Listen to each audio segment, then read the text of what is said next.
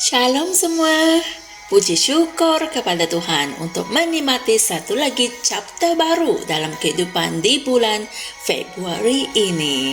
Haleluya. Sesungguhnya, ia sangat diberkati untuk mendengarkan firman Tuhan yang sentiasa membimbing kita dalam kehidupan seharian kita. Puji Tuhan. Hari ini, Pastor Chris ingin berkongsikan satu message yang indah tentang curahkanlah kebenaran. Haleluya. Mari kita sama-sama renungkan. Ayat Injil pembukaan kami dipetik dari Yesaya 45 ayat 8, kitab terjemahan NASB yang berkata, "Menitislah dari atas, hai langit, dan biarlah awan-awan mencurahkan kebenaran. Biarlah bumi membukakan diri dan keselamatan menghasilkan buah, dan kebenaran bertumbuh bersama-sama dengannya. Aku, Tuhan, telah menciptakannya." Inilah firman Tuhan, puji Tuhan. Dalam Yakobus 5 ayat 7, Alkitab berbicara tentang hujan awal dan hujan akhir. Terjemahan lain dalam Alkitab adalah hujan awal itu adalah hujan musim luruh, manakala hujan akhir adalah hujan musim bunga. Haleluya. Hujan awal adalah untuk menyemai atau menabur, manakala hujan akhir adalah untuk waktu sebelum menuai. Puji Tuhan. Dalam Perjanjian Lama, mereka menunggu hujan akhir itu, dan hal itu boleh dibaca dalam Yoel 2 ayat 28. Bagi mereka, hujan akhir itu datang pada hari Pentakosta apabila roh dicurahkan. Tetapi pencurahan roh itulah yang memulakan gereja. Haleluya. Oleh itu, bagi gereja, hujan awal itu dikenali sebagai hujan akhir mereka bagi orang dalam Perjanjian Lama. Ia merupakan permulaan gereja. Hujan akhir di gereja adalah melalui firman-Nya. Haleluya.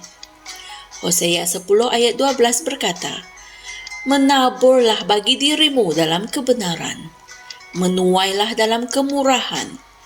Bajaklah bagimu tanah baru, sebab sudah waktunya untuk mencari Tuhan, sampai Dia datang dan mencurahkan hujan kebenaran ke atasmu." Puji Tuhan. Bagaimanakah Dia menurunkan hujan kebenaran ke atas kamu? Ia adalah melalui firman-Nya, sama seperti apa yang telah berlaku dalam Perjanjian Lama apabila firman itu diturunkan kepada mereka dari syurga. Dan oleh kerana firman itu datang dari syurga, ia dipanggil sebagai hujan. Yesaya 55 ayat 10 hingga 11 juga membuat perumpamaan di antara firman dan hujan. Dan kalian boleh membaca keseluruhan rujukan itu. Itulah firman, yaitu logos Tuhan yang ada dalam hatimu hari ini. Haleluya. Sebab itulah Yesus berkata, "Barang siapa percaya kepadaku, seperti yang dinyatakan oleh kitab suci, dari dalam hatinya akan mengalir aliran-aliran air hidup," seperti yang tertulis dalam Yohanes 7 ayat 38. Air hidup ini datang melalui kata-kata. Haleluya. Jadi, apabila ayat Injil tema kami berbicara tentang pencurahan hujan kebenaran seperti yang dinyatakan sebelum ini, ia dilakukan melalui kata-kata. Haleluya. Curahkanlah kata-kata.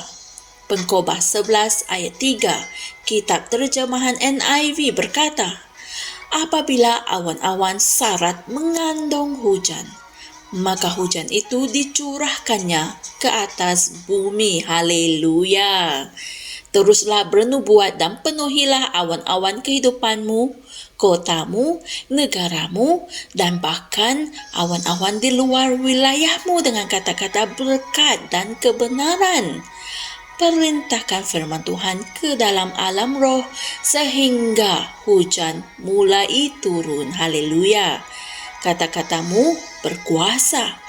Ketika kamu bercakap, bumi akan terbuka dan menghasilkan keselamatan dan kebenaran. Haleluya.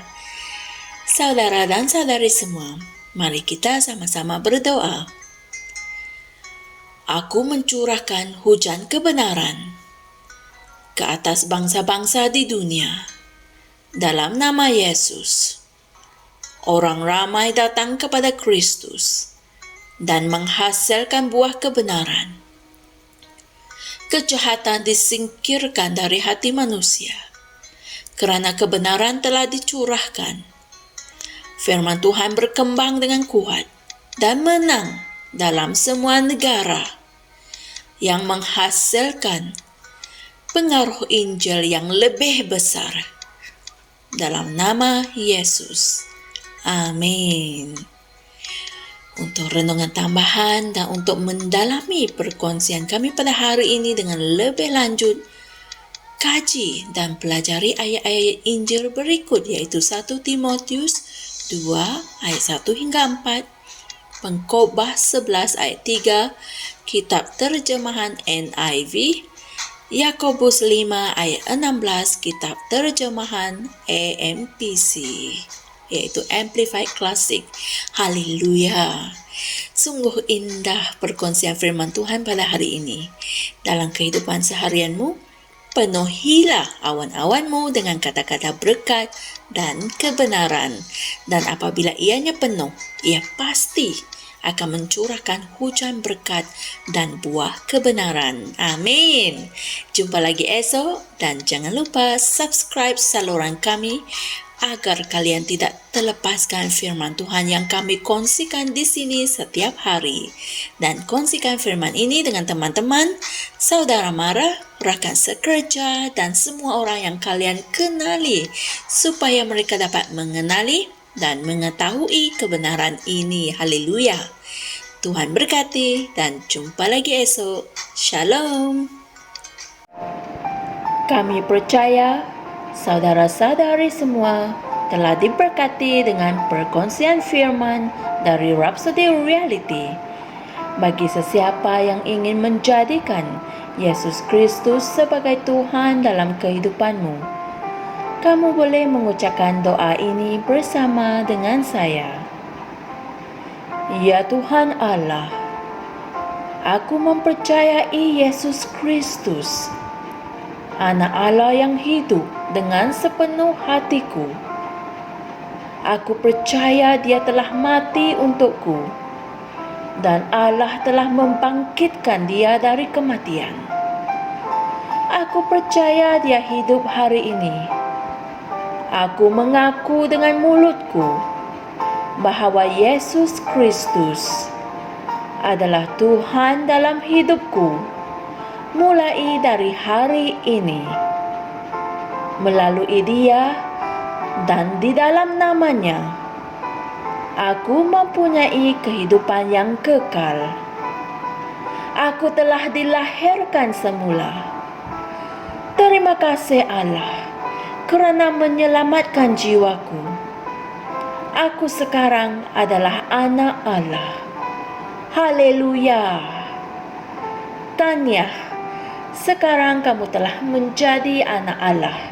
Untuk apa-apa sebarang pertanyaan atau untuk mendapatkan lebih banyak maklumat mengenai bagaimana untuk bertumbuh sebagai seorang Kristian, anda semua boleh hantar mesej di akaun Facebook kami atau email kami di tni.msia@gmail.com.